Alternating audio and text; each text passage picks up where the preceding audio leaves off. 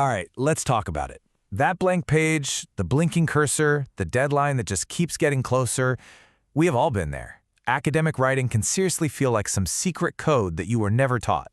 But what if I told you it's not magic at all? It's a process. It's a skill that you can absolutely master. And in this explainer, we're going to crack that code together. You see words like these in an essay prompt and your heart just sinks a little, right? They sound so formal, so intimidating. But really, each one is just a very specific instruction. So let's forget the fear. Today, we're going to turn these prompts into a clear, step-by-step plan for success. So here's our game plan. First, we're going to crack the code of the essay question itself.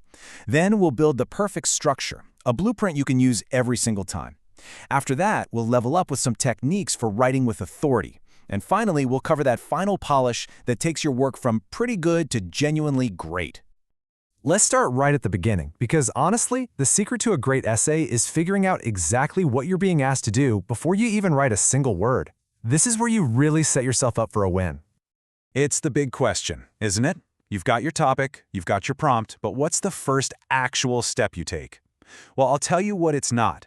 It's not opening a blank document. No. It's becoming a detective and decoding the instructions you've just been given. And it all comes down to this. Your prompt is built around an action verb, and that verb is your mission. Are you being asked to analyze? That means you got to break something down into its parts. Evaluate? That means you need to make a judgment.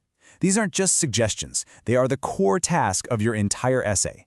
Understanding this difference is, and I'm not exaggerating, everything. Okay, so once you know your mission, you need a roadmap. And that is your thesis statement. It's the central argument, the spine of your entire essay. And creating one is so much simpler than you think. Start with a question you want to explore. Write down a basic answer. Then, and this is the crucial part, ask yourself why and add your reasons. Finally, just polish it up until it's sharp, debatable, and crystal clear. And check this out. Here's the key difference. A weak thesis just announces a topic. It's basically a fact, a summary. But a strong thesis, it makes an arguable claim. Somebody could actually disagree with it. It takes a stand, and it promises the reader a specific analytical journey. That's what you're aiming for. All right, so with our thesis as the foundation, it's time to build the structure.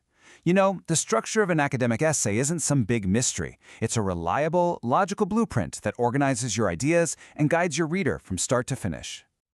You might have heard this old saying, and it perfectly captures the core logic. I mean, it really is that simple. Your introduction tells the reader your plan. The body paragraphs are where you execute that plan, presenting all your evidence. And the conclusion? That just reminds the reader of the journey you took them on and what it all meant. So your introduction has three main jobs. Job number 1, grab the reader's attention. That's the hook. Number 2, give them just enough background info so they can understand what you're talking about. And job number 3, deliver that sharp, debatable thesis statement we just worked on. Now we get to the heart of the essay. Every single body paragraph should follow this simple MEAT formula. Start with your main idea in a topic sentence. Then provide the evidence, a quote, a statistic, some data. Then, and this is so important, give your analysis. Don't just drop the evidence and run. You have to explain how it proves your point. And finally, use a transition to lead smoothly into the next paragraph. The conclusion is your final chance to really make an impact. So please, don't just repeat yourself. Briefly restate your main points, sure, but then answer the all-important "so what" question. Why does your argument even matter? What are the bigger implications here? You want to leave your reader with something to think about long after they've finished reading. Okay, a solid structure is absolutely essential, but what really elevates an essay from good to great is the quality of the thinking inside it. So this section is all about moving beyond just summarizing and starting to write with real academic authority. So the first thing to get is that critical thinking doesn't just mean being negative or finding fault with everything. It's actually a really thoughtful, skeptical process. It just means you're not taking things at face value. You're carefully weighing the evidence and deciding for yourself just how convincing an argument really is. So how do you actually do it? Well, you start by asking a lot of questions as you read your sources. Is the sample size of that study big enough? Is the author totally ignoring a key piece of evidence? What are their hidden assumptions here? Asking these kinds of questions is the engine of critical analysis. Now, here's a pro-level technique that really elevates your writing: addressing the counter-argument. Don't be afraid of views that challenge your own. By bringing them up and then explaining why your own position is more convincing, you show a really deep understanding of the topic, and you make your own argument that much stronger. Okay, you've drafted your essay, you're tired. I get it. But you are not done. The final polish is where the real magic happens. This, right here, is the difference between a B+ and an A. Let's make sure all your hard work really shines through. First, and this is the most important thing, academic integrity. Plagiarism is basically presenting someone else's work as your own, and it doesn't matter if it's intentional or not. It's a really serious academic offense, and honestly, it's completely avoidable. So here's how you stay safe. Always cite your sources. Use quotation marks for direct quotes. If you paraphrase, you have to make sure you're truly using your own words and sentence structure, and you still have to cite it. And hey, when in doubt, just use a plagiarism checker to be absolutely sure. Finally, you gotta proofread like a pro. And here's a great tip. Read your work out loud. It helps you catch all that awkward phrasing.